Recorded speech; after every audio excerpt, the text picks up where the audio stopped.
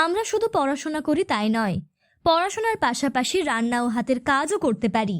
এই বার্তাকেই বাস্তবে রূপ দিতে গলসি দয়ালপুর প্রাথমিক বিদ্যালয়ের পড়ুয়াদের উদ্যোগে আয়োজন করা হলো খাদ্য ও হস্তশিল্পের মেলা। পড়ুয়াদের প্রতিভাকে বিকশিত করা ও তাদের উৎসাহ যোগাতেই এই অভিনব উদ্যোগ। এই বছর এই মেলা দ্বিতীয় বর্ষে পদার্পণ করল। মঙ্গলবার সকাল থেকেই শুরু হয় এই মেলা। বিদ্যালয়ের শিক্ষক শিক্ষিকা ও অভিভাবকদের সহযোগিতায় পড়ুয়ারা ফুচকা, ঘুগনি, চাউমিন, পকোড়া, পাপড়ি চাট, ভেজিটেবল চপ সহ নানা ধরনের খাবার তৈরি করে স্টলে বিক্রি করে। কচি কাচাদের এই মেলা দেখতে ভিড় জমান স্থানীয় বাসিন্দারা। পড়ুয়াদের উদ্যোগ, আত্মবিশ্বাস ও সৃজনশীলতায় অত্যন্ত খুশি বিদ্যালয় কর্তৃপক্ষ থেকে শুরু করে অভিভাবক। এছাড়াও অতিথি তো রয়েছেই। প্রথমত একটা প্রাথমিক বিদ্যালয়ে এইরকম 24টা স্টলের খাদ্য মেলা, এটা অভাবনীয় একটা বিষয়। পশ্চিমবঙ্গে আর কোথাও হয় কিনা আমার সন্দেহ আছে। আমি এখানে এসে আপ্লুত।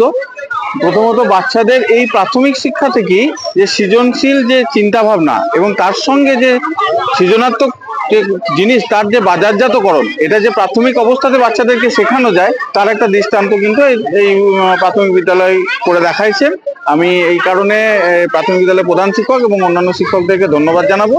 কারণ প্রথমত প্রথাগত শিক্ষার মাধ্যমেই সবাইকে ডাক্তার, ইঞ্জিনিয়ার বা অন্যান্য সরকারি চাকরিজীবী হতে হবে এমন কোনো বাধ্যবাধকতা নেই।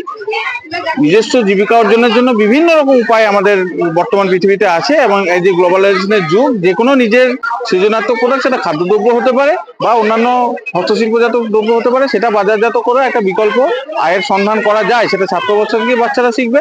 সঙ্গে সঙ্গে পরিচ্ছন্নতা এবং শিল্পবোধ, এই যে খাবার পরিবেশন করা এবং তার গ্লাভ, আমি দেখলাম বাচ্চারা গ্লাভস ব্যবহার করেছে, একটা ক্যাপও আছে মাথায়। এই যে পরিচ্ছন্নতা বোধ, এই বোধটাও প্রাথমিক অবস্থা থেকে শেখানো যাচ্ছে।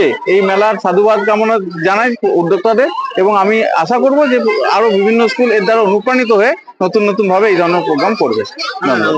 আমার নাম মুফতি সাবির আহমেদ, আমি যাদবগঞ্জ হাই স্কুলের মাস্টারমশাই। আমিও চেষ্টা করব আমার স্কুলে যাতে এরকম করতে পারি।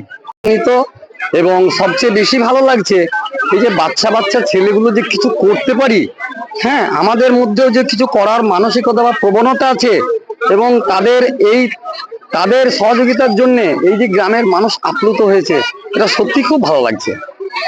পড়াশোনার সাথে সাথে এই বাচ্চা ছেলেগুলো যে এই জিনিস তৈরি করেছে, যেই সহযোগিতা করুক, তারা তো ভাবছে যে আমরা নিজেরাই করেছি, এটাই খুব ভালো লাগছে।